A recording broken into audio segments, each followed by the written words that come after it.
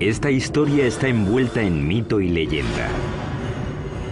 Cómo una tribu de nómadas fraguó el imperio más grande de América en solo 200 años. Tuvieron que inventar sistemas de ingeniería que eran extraordinarios para su época. Su civilización compitió con Roma en sofisticación. Los aztecas tenían la mejor tecnología que se podía conseguir, dadas las condiciones en las que vivían. Acueductos, palacios, pirámides y templos se alzaron como tributo a sus dioses y como testimonio de poder para la humanidad. El mayor logro de los aztecas fue su flamante capital, que asombró a los exploradores europeos y la llamaron la Venecia del Nuevo Mundo. La ciudad se extendió reluciendo por los canales y el lago, adornada con árboles y mansiones preciosas. Pero su sed de poder y sangre les condenó a la destrucción. Cuando por fin llegó, la aniquilación sería más rápida y completa de lo que el mundo hubiera imaginado.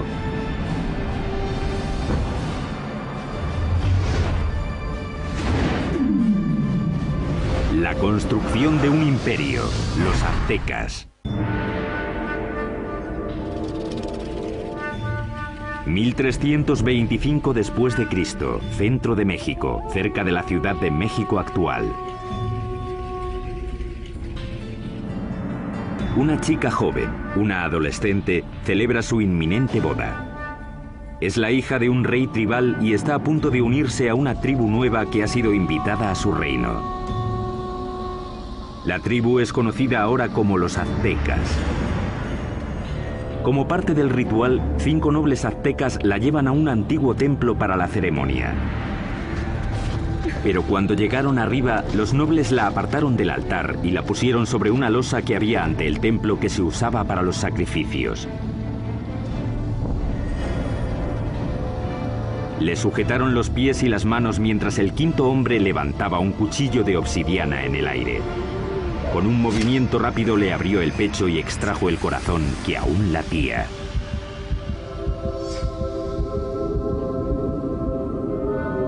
Esa tarde invitaron al rey a una ceremonia para celebrar el matrimonio. Sin embargo, encontró a un sacerdote danzando, vestido con la piel aún brillante de su hija. Como parte del ritual, los aztecas la habían desollado en honor al dios de la fertilidad. Vio aquello y se quedó totalmente horrorizado, porque era su hija. Sus guardias y él persiguieron enseguida a los aztecas hasta el lago y luego hasta la isla donde se habían refugiado. La isla pantanosa no era un lugar acogedor. Y aún así, desde allí los aztecas superarían todas sus expectativas y forjarían el imperio más poderoso de las Américas.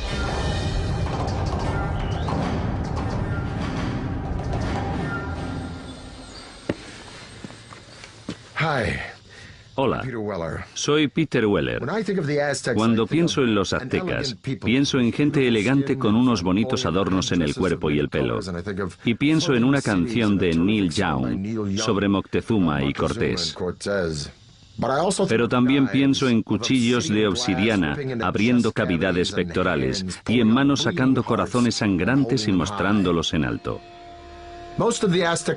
La mayoría de los sacrificios aztecas se hacían en un templo en la cima de una pirámide de piedra como esta. Los aztecas pensaban que sin esas ofrendas el sol dejaría de salir y el universo moriría. La historia azteca es una mezcla de hecho y mito, aunque sí sabemos que ese asesinato, con lo horrible que fue, no solo marcó el comienzo del imperio azteca, sino que literalmente marcó el lugar donde empezaría a surgir. La isla a la que los aztecas fueron desterrados tras el desastroso sacrificio de la princesa estaba en el lago Texcoco, el más grande de 5 lagos interconectados que cubren un valle de 65 por 112 kilómetros. Hoy en día este valle enorme y abierto rebosa lo que es la Ciudad de México moderna, una de las ciudades más grandes del mundo. Pero hace 700 años la isla estaba tan empantanada que nadie la había reclamado. Pero mientras miraban el lago, el líder azteca Tenoch anunció a sus seguidores que había visto un águila posada en un cactus en mitad del lago, una señal de los dioses de que habían encontrado su hogar. Llamarían a su ciudad Tenochtitlán.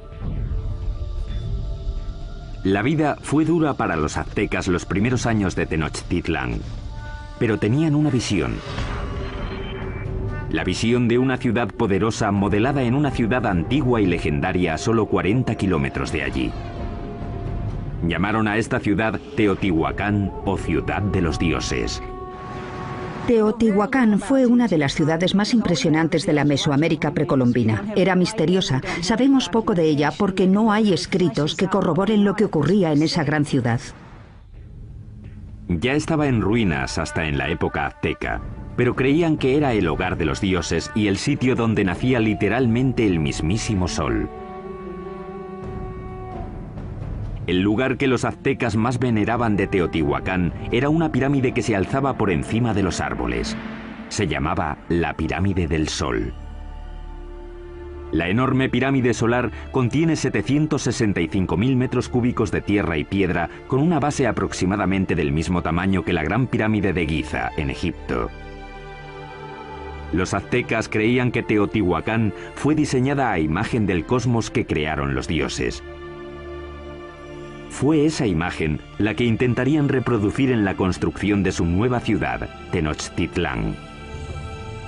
El que aceptó el reto fue un jefe azteca llamado Acamapixtli. En 1376 se embarcó en un plan ambicioso para hacer una ciudad muy avanzada en Tenochtitlán. Pero había un problema. Las islas pantanosas en las que se instalaron requerían mucho trabajo. Cuando empezaran a construir cualquier cosa, empezaría a hundirse. Simplemente no había cimientos sobre los que construir.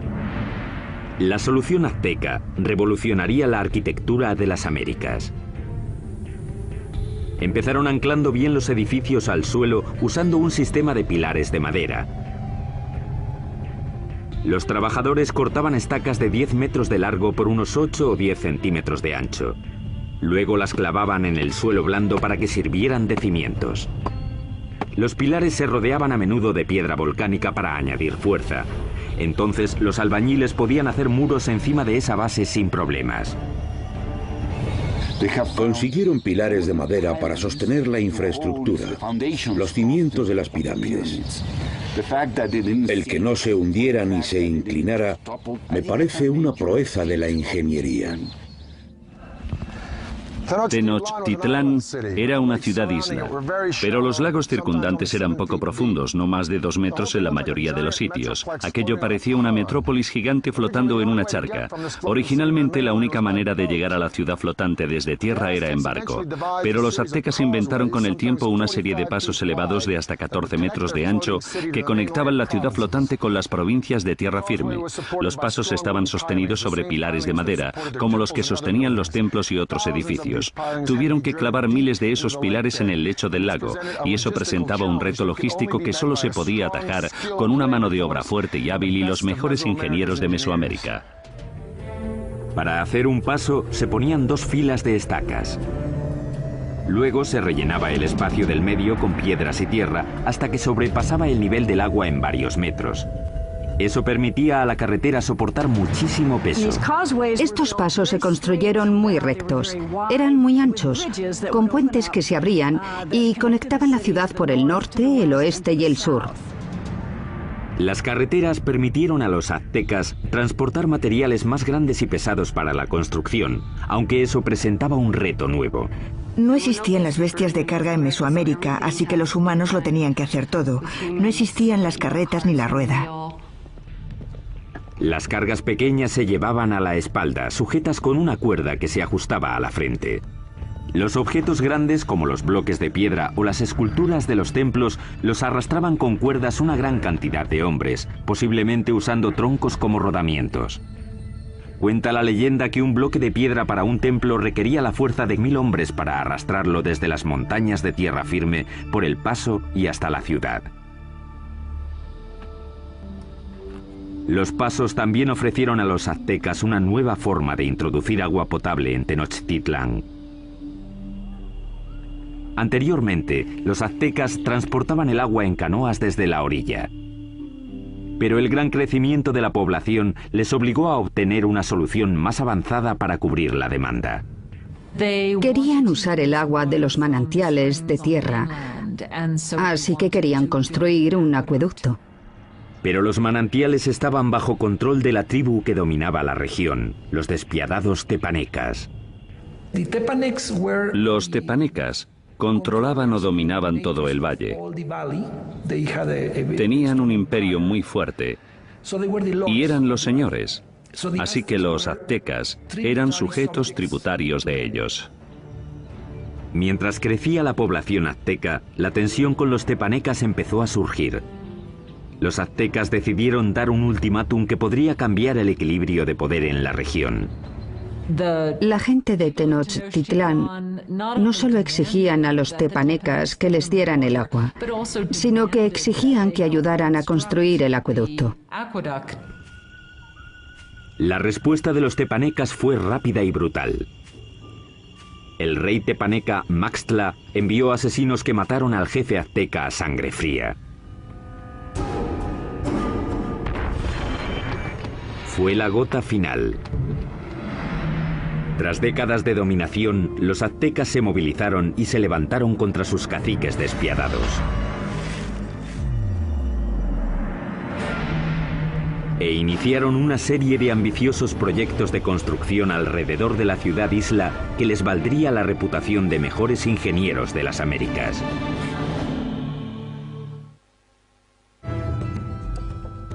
Corría el 1428 y los aztecas habían declarado la guerra a sus caciques, una tribu llamada tepanecas.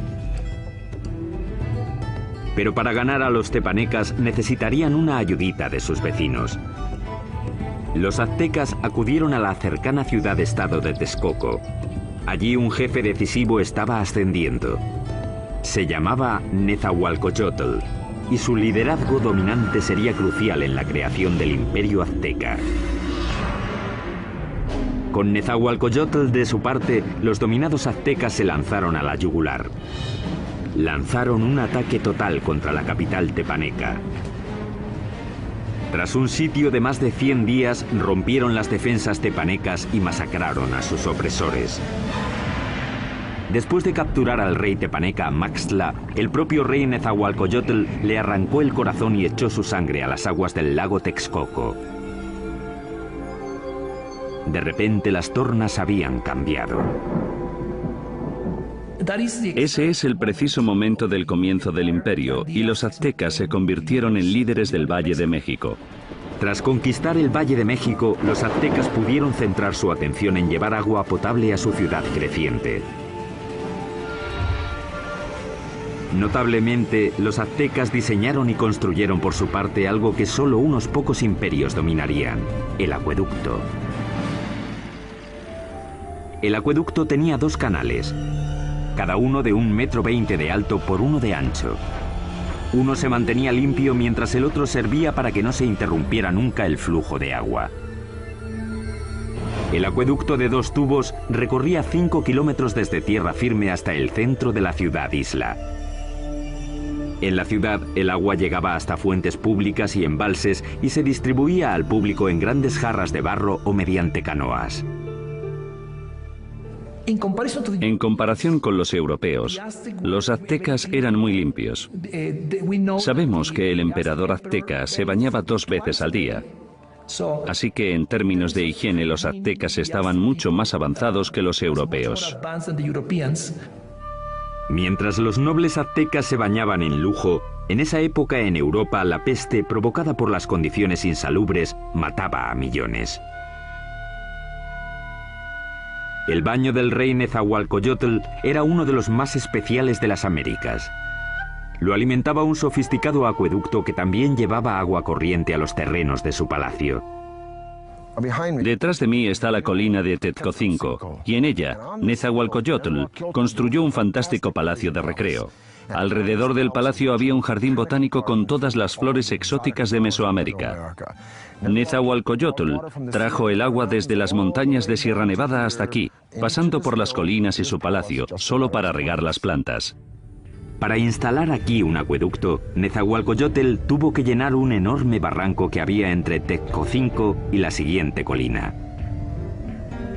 Cuando el agua llegaba a la primera colina, se almacenaba en pequeños remansos construidos para controlar la velocidad del flujo antes de que llegara al acueducto. Tras cruzar el acueducto, el agua corría por un circuito alrededor de la colina de Tezcocinco, desbordándose por los laterales en cascadas para regar los jardines. Acababa en una piscina de roca tallada perfectamente redonda llamada la Bañera del Rey. Desde aquí podía observar sus dominios en Texcoco y su jardín botánico que regaba con su acueducto. Ciertamente es una bañera para un rey. A mediados del siglo XV, mientras el imperio prosperaba, los aztecas decidieron que era hora de elegir un soberano. Se llamaba Moctezuma y sería el primero de los dos emperadores cuyo nombre se conocería hasta ahora. La primera orden del día de Moctezuma fue expandir las fronteras del imperio. Los aztecas capturaron las ciudades-estado que había al sur, hacia el valle de Oaxaca, al oeste hasta el Pacífico y al este hasta el Golfo de México. En 1449, el imperio contaba ya con 15 millones de habitantes. En el corto periodo de 100 años, los aztecas consiguieron lo imposible. Cambiaron el orden del mundo mesoamericano. Pero al tiempo que los aztecas dominaban militarmente, su ciudad-isla era vulnerable a otro tipo de enemigo.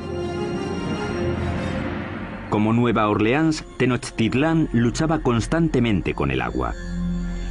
Y uno de los primeros proyectos de Moctezuma fue proteger la ciudad de las inundaciones. Esto es lo que queda del lago Xochimilco, en la parte sur de Ciudad de México, de los tiempos aztecas de la ciudad de Tenochtitlán. Este lago, como los otros 4 que rodeaban a los aztecas, se alimentaba de manantiales, así que no había ríos o riachuelos por los que drenarse, y si llovía lo suficiente, el nivel del agua subía y se desbordaba por la tierra y la ciudad. Eso fue exactamente lo que pasó a mediados del siglo XV, cuando una inundación de proporciones catastróficas barrió Tenochtitlán. La ciudad que comandaba el imperio quedó casi destruida, y la civilización azteca tuvo que depender una vez más de la genialidad de sus ingenieros y de uno en particular. Moctezuma apeló a la ayuda de su antiguo aliado Nezahualcóyotl para proteger la ciudad que estaba reconstruyendo en el lago. Nezahualcóyotl diseñó algo que le convertiría en el mejor ingeniero del continente. Su plan era crear una zona de seguridad alrededor de la ciudad con un enorme dique que protegería Tenochtitlán y a sus habitantes. Fue diseñado para ser mayor que ninguna otra obra que hubiera en las Américas en ese momento, con una longitud de 16 kilómetros al este de la ciudad desde el extremo sur del lago y hasta el norte. Los muros fueron un trabajo de cestería, hechos de palos, juncos, piedras y tierra. Como el lago era poco profundo, el dique solo tenía 3,70 metros de alto, aunque el ancho era de 8 metros. Nezahualcóyotl remató el dique con compuertas, seguramente puertas de madera, que se podían subir o bajar para controlar el nivel del agua. El dique también sirvió para otro propósito, proteger el suministro de agua. Era importante construir algún tipo de mecanismo de protección para evitar que se mezclase el agua salada con el agua dulce de la parte oeste del lago. Napoleón dijo, un ejército marcha sobre el estómago. Es fácil suministrar comida de sobra para los civiles durante el desarrollo crítico de cualquier civilización, pero los aztecas perfeccionaron un método único no solo para proporcionar mucha comida al pueblo civil, sino para impulsar la expansión militar del imperio. Esta solución revolucionaria se llamó chinampas, un sistema que les permitió crear literalmente tierra nueva para cultivar y para vivir. Si vas a hacer una ciudad de cualquier tamaño, tienes que proporcionar espacio, así que lo que ellos hicieron fue construir esas chinampas en el lecho del lago. Básicamente una chinampa es una isla artificial construida en el lago. Parecían campos de fútbol estrechos, de unos 90 metros de largo por unos 10 metros de ancho. Una chinampa se hacía tejiendo una red de palos que flotaba en el agua y apilando juncos y hierbas encima. Después se sacaba fango del lecho y se ponía encima de los juncos para formar la chinampa. Entre 4 y 6 hombres tardaban 8 días en construir una chinampa media.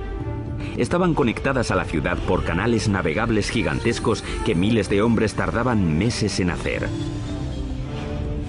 Una chinampa como esta podía producir hasta 7 cosechas al año, mientras que un agricultor en tierra firme podía cosechar 1, 2 o quizá 3 veces como mucho. Cuando una cosecha estaba lista para que la recogieran en una chinampa, los brotes de la siguiente ya estaban saliendo del fango que estaba extendido en un barco adyacente a la chinampa. Entonces, cuando los brotes estaban listos, se llevaban a la chinampa y el ciclo se repetía una y otra vez en cientos de chinampas. Fue esta tecnología lo que hizo que Tenochtitlán pasara de ser una ciudad tribal más en el siglo XIV a una ciudad-estado dominante y próspera. Con la infraestructura de la ciudad lista y enormes tierras bajo su control, los aztecas extendieron las fronteras de su imperio más que nunca. Crearon una red de carreteras muy extensa, superautopistas aztecas. Pero al tiempo que el imperio crecía, también lo hizo la práctica de sacrificios humanos. Muy pronto ríos de sangre corrían por las calles de Tenochtitlán.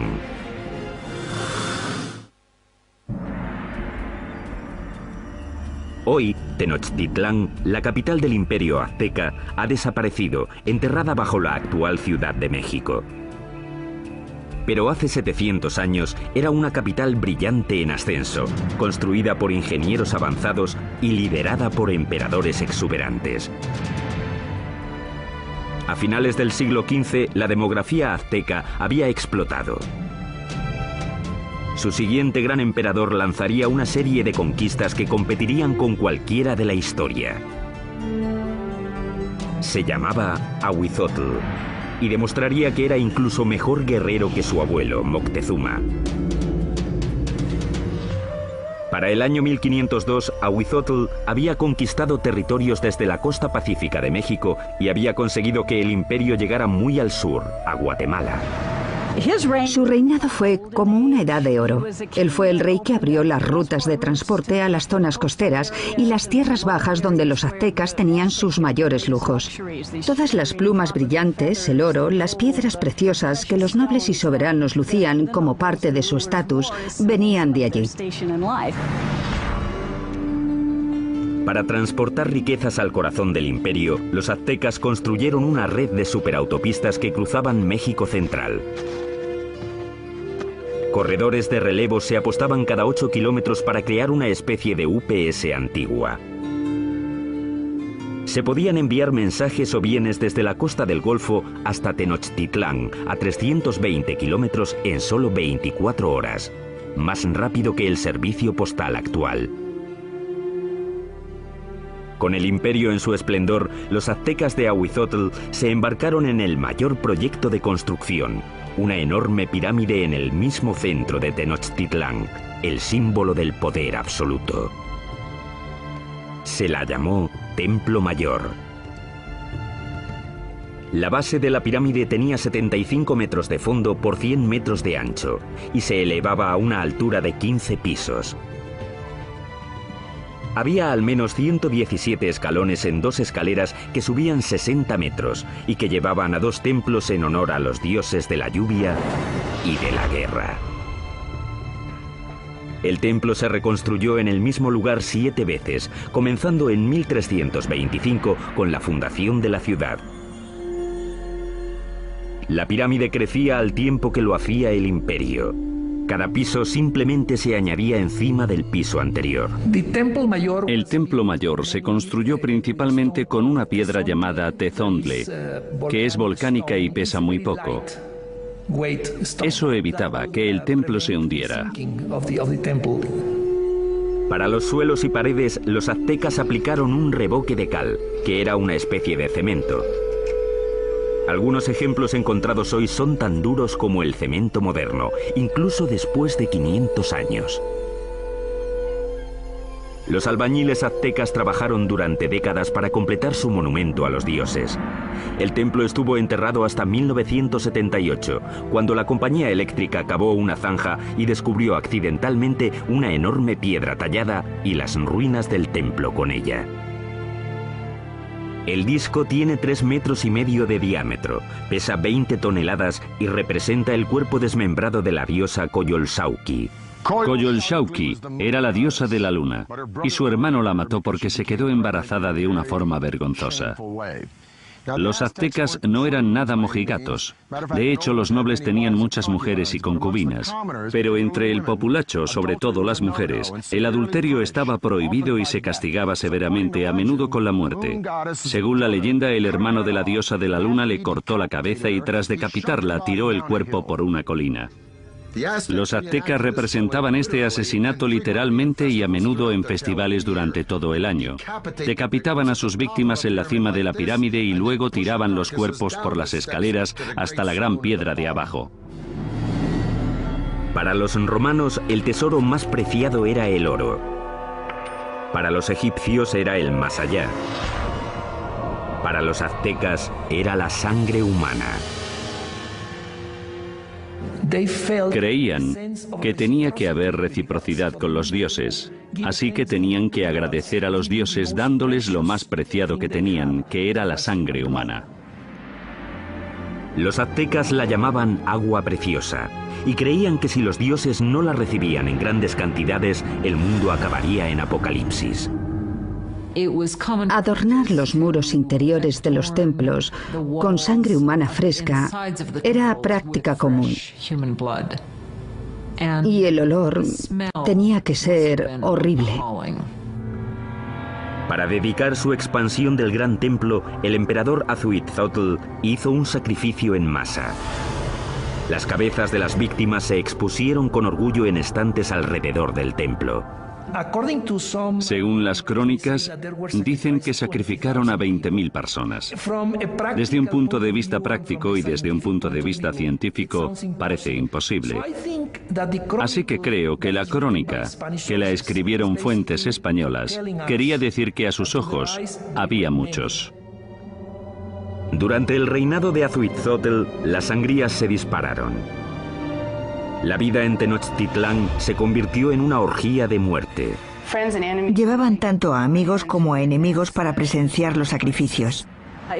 Siempre eran sacrificios rituales, siempre son eventos, pero también eran declaraciones políticas, una forma de intimidación. En el momento de la muerte de Azuitzotl, los aztecas habían institucionalizado los sacrificios y habían convertido los asesinatos en el campo de batalla en un arte. Eran los guerreros más feroces de América, una élite que tendría un espectacular templo dedicado. Pero ni siquiera ellos estaban preparados para la guerra de los mundos que les iba a caer encima.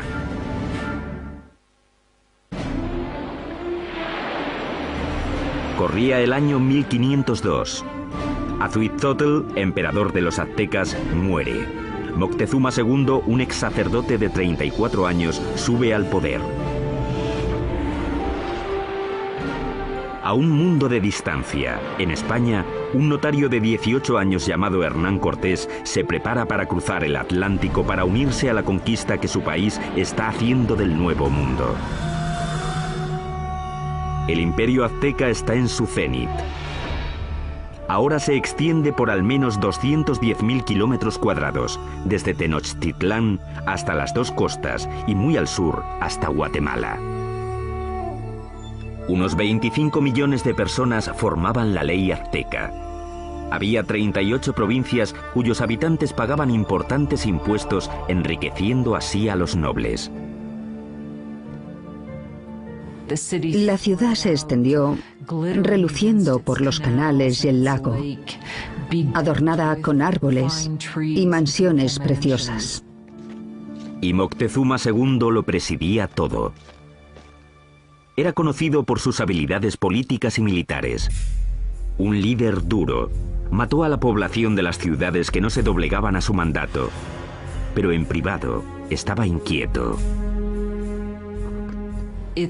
Parece ser que Moctezuma era un individuo pasivo, incluso hasta depresivo. Cuenta la leyenda que después de ver un cometa pasando por el cielo de Tenochtitlán, pasó el resto de la noche llorando. Según pasaban las semanas, se volvió cada vez más paranoico. Pero en el culmen de su obsesión por lo sobrenatural, una amenaza muy real se aproximaba por mar. Los espías colocados a lo largo de la costa del Golfo informaron sobre algo muy extraño que no conseguían describir. No habían visto un barco en su vida, así que no tenían una palabra para describirlo. Por eso los indios se refirieron a los barcos como montañas que se mueven por el agua. En 1519, tras navegar desde Cuba, Cortés llegó con 11 de aquellas montañas flotantes y 500 hombres al Golfo de México, 320 kilómetros al sureste de Tenochtitlán. Las tribus quedaron atónitas ante aquellos hombres con armaduras de metal y animales que no conocían. Según avanzaron tierra adentro, masacraron brutalmente a las tribus que se resistieron, pero muchas otras se alegraron de poder proporcionarles comida y hombres. Una de las formas que uno de los jefes locales de la costa del Golfo utilizó para agradar a Cortés y su compañía fue con un grupo de mujeres que no solo estaban allí para las labores caseras, sino también, claramente, para hacer de cortesanas, para proporcionarles servicios sexuales. Pero entre las concubinas, una en particular llamó la atención de Cortés. Era la hija de un jefe que había sido vendida como esclava y se llamaba la Malinche. Desarrollaron una relación íntima y con el tiempo ella le dio un hijo. Ellos fueron las primeras personas de sangre mezclada del Nuevo Mundo. Pero era mucho más que una amante. Se convirtió en la intérprete de Cortés y su papel se amplió a consejera e intermediaria entre él y los aztecas. No solo era su traductora, también le contaba cosas que se estaban diciendo que se suponía que él no tenía que oír o entender. La red de corredores de relevos de Moctezuma le mantuvo informado de los movimientos de los españoles. Estaba claro que iban hacia la ciudad. Mientras avanzaba hacia Tenochtitlán en el verano de 1519, Cortés amasó un ejército de miles de hombres. El ejército de guerreros de Moctezuma contaba con cientos de miles. Iban vestidos de animales en el campo de batalla para intimidar a sus rivales. Parte de ello era espectáculo. Los guerreros llevaban distintos trajes increíbles. Los guerreros más importantes eran los caballeros, vestidos de jaguares y águilas. Los caballeros aztecas se iniciaban en sus órdenes con ceremonias sagradas en templos especiales como este. Este es el templo Cueva de Malinalco, uno de los 6 templos de esta remota ladera a unas horas al sur de Ciudad de México. Moctezuma lo terminó en el año 1502, poco después de su coronación. En Europa, Miguel Ángel estaba esculpiendo el David en la República de Florencia. Pero mientras Miguel Ángel tallaba el David, los aztecas extraían este templo directamente de la ladera de la montaña. Y es el único templo en todo el hemisferio occidental construido de esta forma. Al final de las escaleras de Coalcali se encuentran las esculturas de dos jaguares. A los lados de las puertas yacen los restos de dos guerreros. La puerta representa la boca abierta de una serpiente gigante. Literalmente se puede ver la lengua saliendo del templo. Los aztecas creían que esta era la entrada al centro de la tierra. Los guerreros privilegiados venían aquí, entraban en la sala con esculturas de águilas, les perforaban la nariz y ofrecían sangre en sacrificio para Huitzilopochtli, el dios de la guerra. Pero esta no sería, ni mucho menos, la última vez que los guerreros aztecas vendrían a dar su sangre. El primer encuentro entre Cortés y Moctezuma sería pacífico. Pero el conquistador sabía que un choque enorme y sangriento entre el viejo mundo y el nuevo mundo tendría lugar pronto. Y la aniquilación que tuvo lugar sería uno de los acontecimientos más aterradores de la historia de las Américas.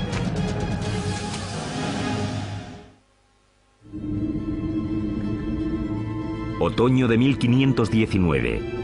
El conquistador español Hernán Cortés ha llegado por fin a la brillante capital azteca de la que tanto ha oído hablar, Tenochtitlán. Cuando los españoles vieron por primera vez Tenochtitlán, debieron pensar que era una visión, que estaban entrando en alguna especie de sueño. Una enorme fuerza de guerreros nativos aliados contra los aztecas le acompaña mientras avanza por el paso principal hacia la ciudad. El encuentro entre Cortés y Moctezuma en el paso hacia Tenochtitlán tuvo que ser uno de los acontecimientos más impresionantes de la historia del mundo. Fue un encuentro entre dos mundos distintos. Cortés le ofreció la mano, pero en cuanto lo hizo, los nobles que atendían a Moctezuma le empujaron diciendo: no, no, no, es una indignidad total. Nadie toca a Moctezuma, el gran señor de la tierra. El encuentro de los dos mundos fue pacífico, pero lleno de tensión. Moctezuma en ese momento ya se había vuelto impulsivo y propenso a las crisis de histeria. Así que el encuentro fue para calcular las fuerzas. Aunque los aztecas tenían un sistema diplomático y guerrero mucho más inocente comparado con el sistema tan taimado y ladino de los europeos. Moctezuma invitó a los españoles a quedarse en uno de sus palacios. Resultó ser un error catastrófico. Cuando los españoles entraron en la ciudad, quedaron tan impresionados que les pareció un sueño. En el centro de la ciudad se alzaba el colosal palacio del emperador. El palacio de Moctezuma II era un gigantesco complejo que se extendía por las 3 hectáreas contiguas al gran templo. Uno de los españoles se dio cuenta de que todos los días se reunían 600 nobles en el palacio de Moctezuma para oír las palabras del emperador. Moctezuma recibió a los españoles en una gran cámara de recepciones que había en la entrada, diseñada para que el emperador pareciera omnipotente. Pero el palacio de Moctezuma sería el último que construirían los aztecas. Cuando no llevaban ni una semana de visita, los españoles fueron a la yugular y secuestraron a Moctezuma. Fue un movimiento atrevido, pero compensó. El imperio parecía suyo. Aunque Moctezuma seguía siendo el líder oficial de la ciudad, durante un tiempo no fue más que el portavoz de Cortés. Durante 6 meses, la tensión dentro de los muros de Tenochtitlán se calmó. Entonces, en la primavera de 1520, todo cambió. Una mañana, unos soldados españoles interrumpieron un sacrificio sagrado y mataron a los participantes. El acto desencadenó un alzamiento. Para los aztecas, los españoles habían cometido un sacrilegio inefable. La ciudad quedó sumida en el caos cuando los aztecas marcharon al palacio de Moctezuma. Moctezuma intentó subir a la cima del palacio, hablar con la gente y calmarlos, pero ya no aguantaron más. Moctezuma se había convertido en la marioneta de los españoles. Una traición tan enorme a los ojos de su pueblo que le lapidaron y tiraron flechas. Poco después tiraron el cuerpo sin vida de Moctezuma por las escaleras del palacio. Nunca sabremos si murió a manos de los españoles o por las heridas que le infligió su propio pueblo. Y los españoles decidieron que sería un buen momento para irse de la ciudad. La noche del 30 de junio de 1520, los españoles intentaron escapar aprovechando la oscuridad. Pero no quieren deshacerse de las cosas que han cogido y arrastran el peso de todo lo que quieren llevarse. Fueron presas fáciles para los guerreros aztecas que les atraparon en el paso. Los cuerpos se apilaron rápidamente en el agua. 400 españoles fueron masacrados junto a miles de sus aliados indios. Esa escapada ha llegado a llamarse la Noche Triste. Cortés y unos pocos más consiguieron escapar con vida. Los españoles acabarían destruyendo la brillante ciudad de Tenochtitlán. Empezarían cortando la línea vital de la ciudad, el acueducto. Mientras cientos de miles de personas dentro de los muros de la ciudad estaban sin agua, Cortés creó un bloque alrededor de Tenochtitlán para que no recibieran suministros del exterior. Así que la idea del bloqueo era hacer que se rindiera la ciudad por hambre. Pero los aztecas tenían muchísima resistencia y no sería fácil vencerlos. Y lo que decidieron hacer fue lanzar un ataque por tierra y por mar. Durante siglos, el lago que rodeaba Tenochtitlán había constituido una barrera contra los invasores, pero Cortés encontraría una forma de evitarla. Hizo que miles de sus aliados indios transportaran los barcos en piezas atravesando las montañas para montarlas y lanzarlas al lago. Mayo de 1521. Cortés lanza su gigantesco ejército en un ataque final y decisivo contra Tenochtitlán. 600 españoles, incluyendo 100 caballeros y hasta 50.000 aliados indios, se enfrentaron a los defensores aztecas de la ciudad sobre los pasos.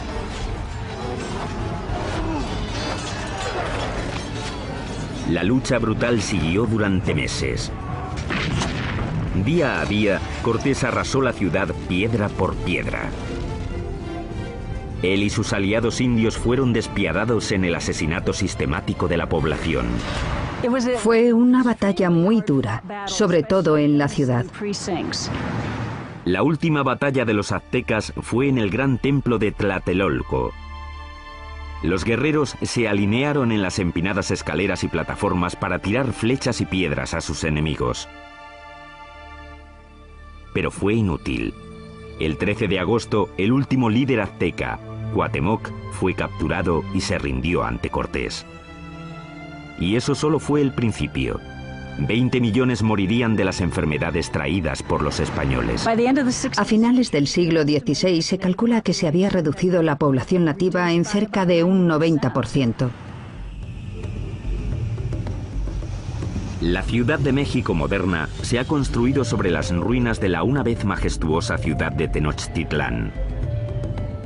Los españoles la arrasaron durante la construcción de su propia ciudad colonial y hasta usaron piedras del gran templo para hacer la catedral que aún se alza al lado de las ruinas del templo. El imperio azteca se esfumó y con él un legado de increíbles logros de la ingeniería. Ha quedado claro, por sus sofisticados sistemas de urbanismo, agricultura y suministro de agua, que los aztecas se alzaron entre los grandes imperios más avanzados del mundo. El templo excavado de Malinalco es uno de los logros aztecas más impresionantes que los españoles no destruyeron.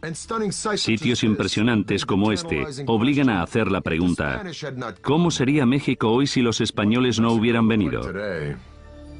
Soy Peter Weller para el canal Historia.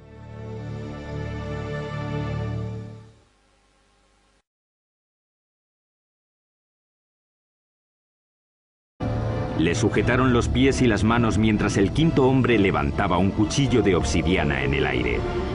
Con un movimiento rápido le abrió el pecho y extrajo el corazón que aún latía.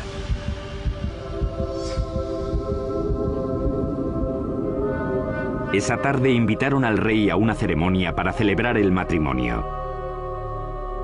Sin embargo, encontró a un sacerdote danzando, vestido con la piel aún brillante de su hija.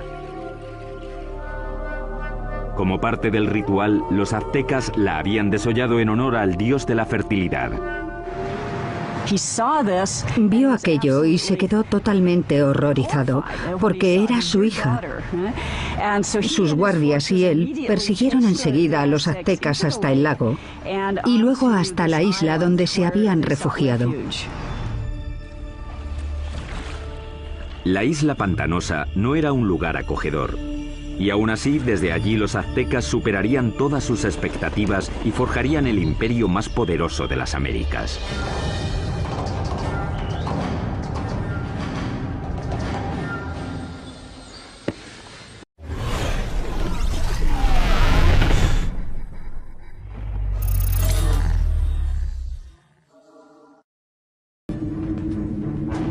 Esta historia está envuelta en mito y leyenda. Cómo una tribu de nómadas fraguó el imperio más grande de América en solo 200 años. Tuvieron que inventar sistemas de ingeniería que eran extraordinarios para su época. Su civilización compitió con Roma en sofisticación. Los aztecas tenían la mejor tecnología que se podía conseguir, dadas las condiciones en las que vivían. Acueductos, palacios, pirámides y templos se alzaron como tributo a sus dioses y como testimonio de poder para la humanidad. El mayor logro de los aztecas fue su flamante capital, que asombró a los exploradores europeos y la llamaron la Venecia del Nuevo Mundo. La ciudad se extendió reluciendo por los canales y el lago, adornada con árboles y mansiones preciosas. Pero su sed de poder y sangre les condenó a la destrucción. Cuando por fin llegó, la aniquilación sería más rápida y completa de lo que el mundo hubiera imaginado.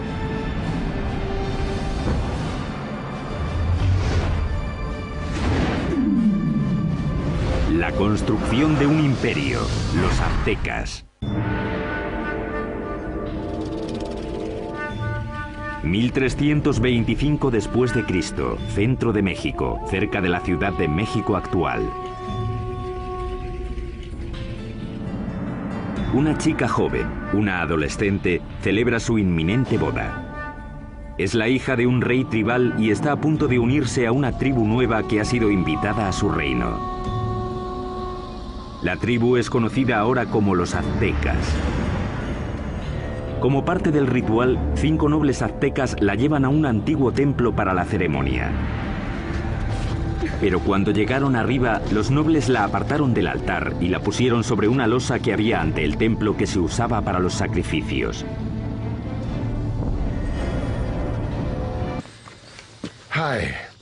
Hola, soy Peter Weller. Cuando pienso en los aztecas, pienso en gente elegante con unos bonitos adornos en el cuerpo y el pelo. Y pienso en una canción de Neil Young sobre Moctezuma y Cortés. Pero también pienso en cuchillos de obsidiana abriendo cavidades pectorales y en manos sacando corazones sangrantes y mostrándolos en alto.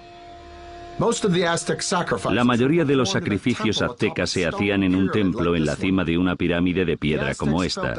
Los aztecas pensaban que sin esas ofrendas el sol dejaría de salir y el universo moriría.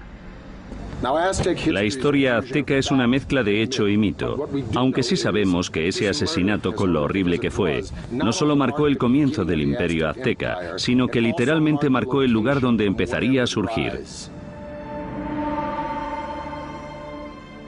La isla a la que los aztecas fueron desterrados tras el desastroso sacrificio de la princesa estaba en el lago Texcoco, el más grande de 5 lagos interconectados que cubren un valle de 65 por 112 kilómetros. Hoy en día este valle enorme y abierto rebosa lo que es la Ciudad de México moderna, una de las ciudades más grandes del mundo. Pero hace 700 años la isla estaba tan empantanada que nadie la había reclamado. Pero mientras miraban el lago, el líder azteca Tenoch anunció a sus seguidores que había visto un águila posada en un cactus en mitad del lago, una señal de los dioses de que habían encontrado su hogar. Llamarían a su ciudad Tenochtitlán. La vida fue dura para los aztecas los primeros años de Tenochtitlán, pero tenían una visión. La visión de una ciudad poderosa modelada en una ciudad antigua y legendaria a solo 40 kilómetros de allí. Llamaron a esta ciudad Teotihuacán o Ciudad de los Dioses. Teotihuacán fue una de las ciudades más impresionantes de la Mesoamérica precolombina. Era misteriosa. Sabemos poco de ella porque no hay escritos que corroboren lo que ocurría en esa gran ciudad. Ya estaba en ruinas hasta en la época azteca.